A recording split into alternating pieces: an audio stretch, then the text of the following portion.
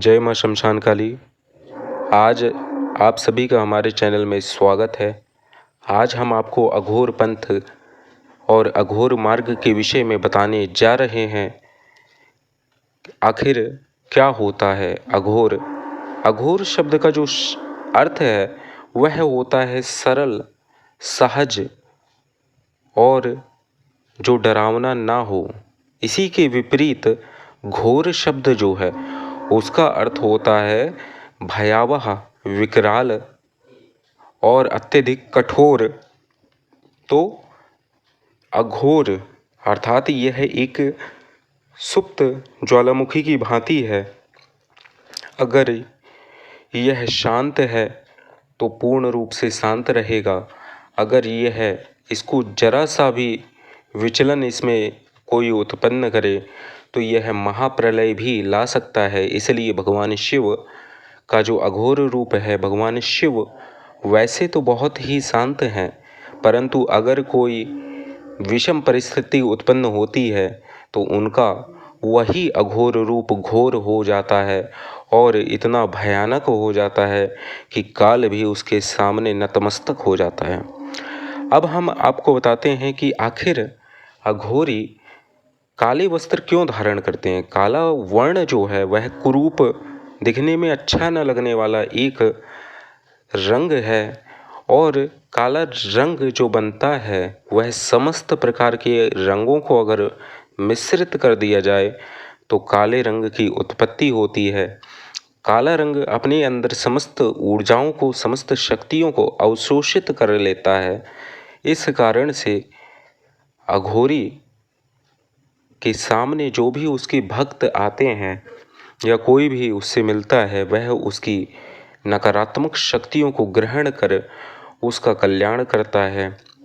काले वस्त्र एक प्रकार से भगवान के निराकार रूप का भी प्रतीक है। जैसे कि आपने देखा होगा शिवलिंग का रंग भी काला होता है, कृष्ण होता है।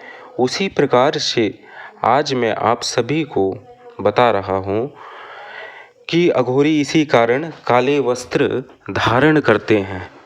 और अब मैं आपको बताता हूँ कि मुंडमाला, आखिरकार अघोरी मुंडमाला क्यों धारण करते हैं, क्यों शमशान से बने मुंड के खप्पर में वह खान पान करते हैं और किस कारण मुंड की साधना वह करते हैं।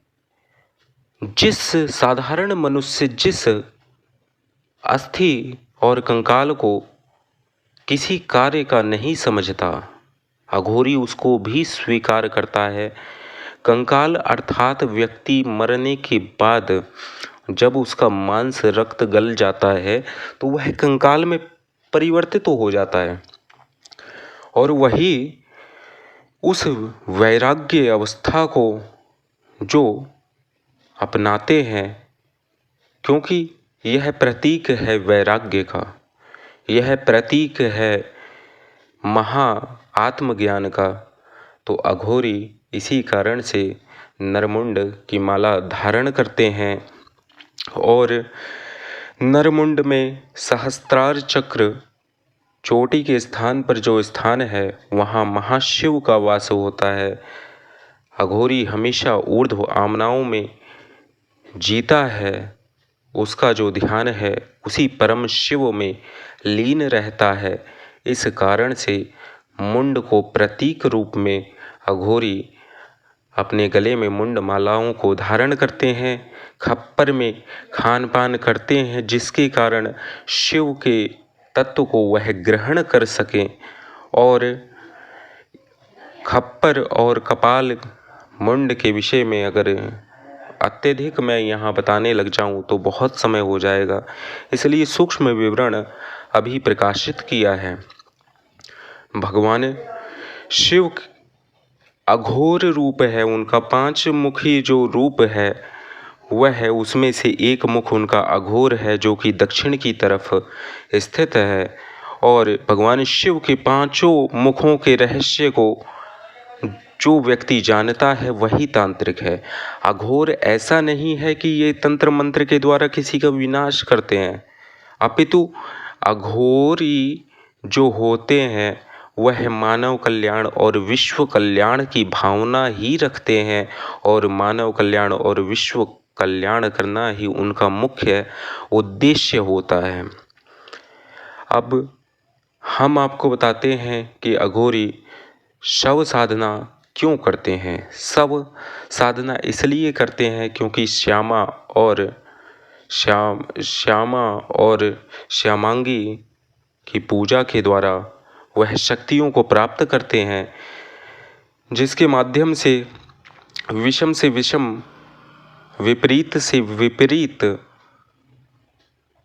प्रकृति में हुए अवरोध को वह अपनी प्रार्थना के द्वारा उस शक्ति का प्रयोग करके समस्त विश्व का रक्षा कर सके। और इसके बाद में अघोरी शमशान साधना क्यों करते हैं। शमशान भगवान शिव का वास्तविक जो मंदिर है वह शमशान ही है और हर एक व्यक्ति शमशान में अपने किसी प्रियजन, मित्र, बंधु आदि को लेकर जब जाता है तो उसके मन में भी वैराग्य की स्थितियां उत्पन्न हो जाती हैं, चाहे किसी में कितने भी दोष क्यों ना हो। अगर वह शमशान में जाएगा तो उसका मन पूर्ण रूप से शांत हो जाता है। लेकिन साधारण मनुष्य अगर शमशान में जाए तो क्योंकि वहाँ शमशान में अदृश्य शक्तियाँ सदैव विचरण करती रहती हैं, जिसमें कि मशानिया भैरव और रक्त चामुंडा सदैव वहाँ विराजमान रहती है, जो कि नर अस्थि कपाल रक्त को ग्रहण करती है और इन्हीं शक्तियों की कृपा प्राप्त करके अघोरी विश्व कल्याण, जन कल्याण को करते हैं। अघोर में कई साधक ऐसे हैं जो तंत्र मंत्र के चक्कर में आकर मदारी की विद्याएं सीख लेते हैं और इधर उधर मदारी के खेल करने लग जाते हैं, जबकि अघोरियों का मुख्य उद्देश्य है भगवान शिव की कृपा की प्राप्ति। यह एक कठोर और कठिन मार्ग है जिसमें साधना और गुरु कृपा की अत्यंत आवश्यकता होती है। गुरु के प्रति समर्पण की भावना रखना यह नितांत आवश्यक होता है। इसमें जो साधक विचलित हो जाता है वह मदारी के रूप में ही कार्य कर सकता है। वह अघोर पंथ कोई मदारी का खेल नहीं है, अपितु यह तो महाशिव में विलीन होने का, खुद सदा शिव की भांति बन जाने की एक अवस्था है।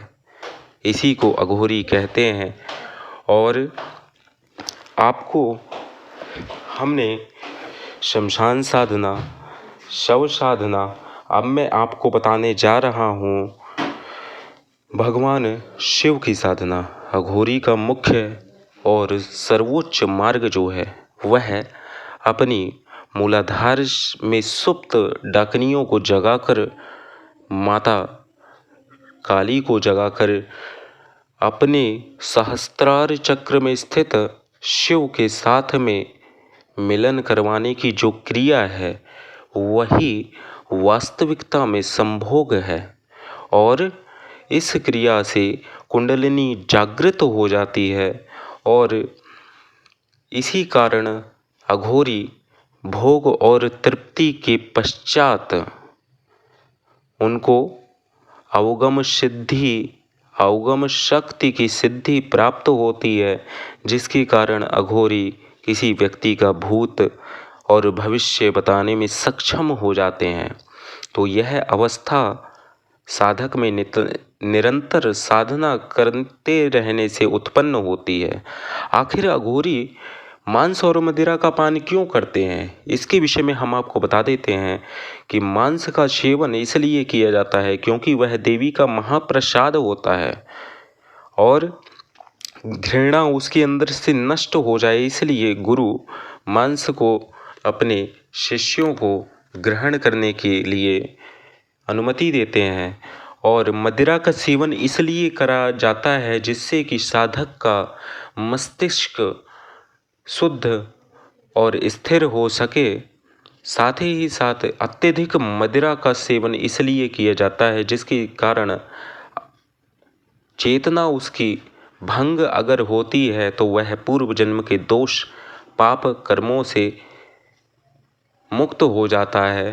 पूर्ण रूप से अगर मदिरा पान करेगा तो वह अवचेतन मन की जागृति हो जाती है, जिसके कारण साधक के जीवन में जो भूतकाल में घटनाएं घट चुकी हैं उनको वह धीरे धीरे भूलता जाता है और शिवत्व की ओर बढ़ता चला जाता है।